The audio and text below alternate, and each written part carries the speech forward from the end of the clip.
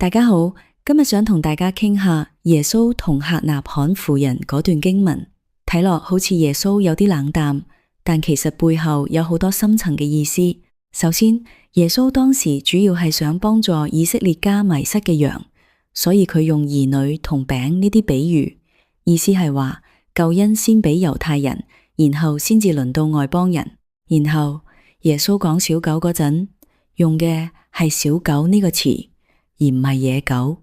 咁樣講其實係想表達一種親密感，暗示外邦人雖然暫時未係兒女，但都係呢個大家庭嘅一份子。再者，耶穌咁講，其實係想考驗一下客納罕婦人嘅信德。佢想睇睇客納罕婦人會唔會因為被貶低而放棄，定係會繼續相信婦人真係好醒目又好謙卑。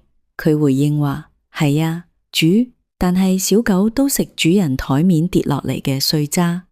佢嘅回應真係好有信德，亦都令耶穌好感動，最後成全咗佢嘅請求。最後呢段對話其實係一個好重要嘅轉捩點。耶穌透過婦人嘅信德，打破咗猶太人同外邦人之間嘅隔閡，預示住天主嘅救恩將來會帶俾全世界嘅人。總括嚟講，耶穌嘅說話唔係真係拒絕，而係想引導出一個更偉大嘅信德，亦都想向大家展示天主救恩計劃嘅普世性。希望大家都可以從呢段經文入面學到啲嘢。